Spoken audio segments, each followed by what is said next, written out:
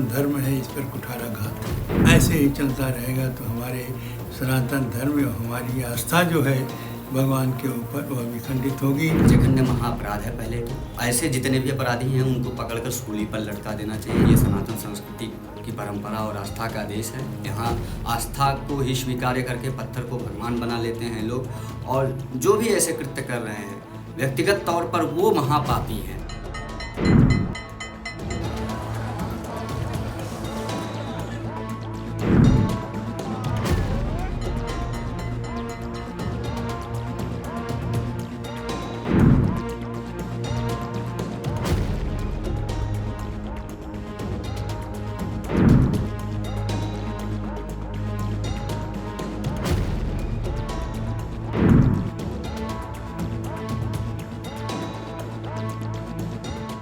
जो भी घटनाएं हुई हैं, जैसा जांच हुआ है उससे स्पष्ट हो गया है कि ना इसमें जो है यह चर्बी मिलाया गया है और मछली का तेल मिलाया गया है, और वहाँ की जो सरकार थी उसको संज्ञान में है कि नहीं है, और कब से मिलाया जा रहा है इसका भी पता नहीं है। क्योंकि अभी वर्तमान समय में जब चर्चा हुई है तो ये जो खोज हुआ है तो इसकी पुष्टि हो गई है। तो ऐसी स्थिति में ये हमारे मैं समझता हूँ अंतर्राष्ट्रीय षड्यंत्र है। हमारे जो सनातन धर्म है इस पर कुठाराघात है, और इसकी बड़ी गंभीरता से सरकार को लेना चाहिए। और उसके बाद इसको जांच कराने के लिए जो दोषी जो है उसको दंड दिया जाए। साथ ही साथ ऐसी घटना अब न हो, क्योंकि बाला तिरुपति जी के मंदिर का जो आस्था है लोगों में बहुत अधिक है। वर्तमान समय में जहाँ भी देखा जाए लोग बाला तिरुपति जी जाते हैं और वहाँ से प्रसाद के रूप में लड्डू लेते हैं और लड्डू दिया जाता है उनको। और इस तरह से जो घटना हुई है वो बहुत ही दुखदाई है। ये आस्था के ऊपर आघात है, और मैं समझता हूँ सरकार इस पर संज्ञान ले और इसका खोज करके और इसका अच्छी प्रकार से अन्वेषण करें। देखें कि आखिर ये षड्यंत्र कहाँ से है। अंतर्राष्ट्रीय षड्यंत्र है कि यहाँ के हमारे देश के ही लोग हैं।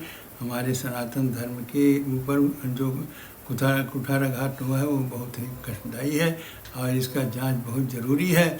और जिन लोगों ने ऐसी षड्यंत्र किया है उनको कठोर से कठोर दंड दिया जाए, नहीं तो ऐसे ही चलता रहेगा तो हमारे सनातन धर्म और हमारी आस्था जो है भगवान के ऊपर वह विखंडित होगी। लोग सोचेंगे कि प्रसाद में जब इस प्रकार से मिलावट हो रहा है तो हम उस प्रसाद क्यों लेंगे।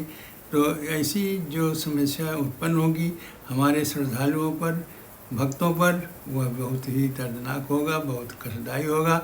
इसलिए इस पर खोज किया जाए, और जो भी व्यक्ति ने ऐसा षड्यंत्र किया है वो हमारे यहाँ के अंतर्राष्ट्रीय है, वो सबके पता लगावें और उसके बाद में इससे वंचित हो जाए। लोग कभी भी ऐसी घटना न करें। ऐसी दंडनीय अपराध ये है, उनको दंडनीय अपराध देना चाहिए। जो दंडनीय अपराध है तो दंडनीय अपराध पर जो उनको दंड देना चाहिए।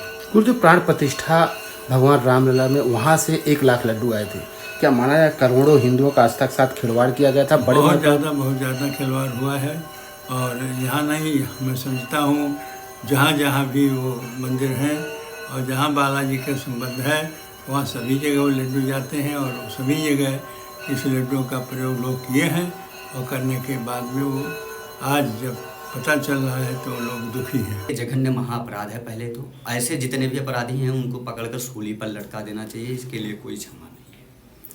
तिरुपति बालाजी में सब भगवान में लोगों की आस्था रहती है, वहाँ दर्शन पूजन बंधन किए ले जाते हैं। इस प्रकार से धर्म भ्रष्ट करना, पद भ्रष्ट करना, ये जगनमोहन रेड्डी की सरकार में कहीं ना कहीं षड्यंत्र किया गया।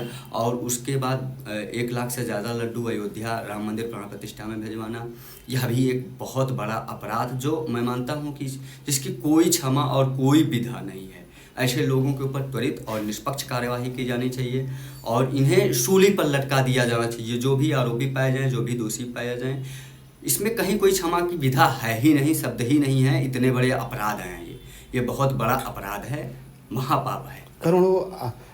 करोड़ों साधु संतों और सनातन धर्म को मानने वालों के साथ आस्था के साथ खिलवाड़ किया गया है, उनका धर्म भ्रष्ट करने का काम किया गया है।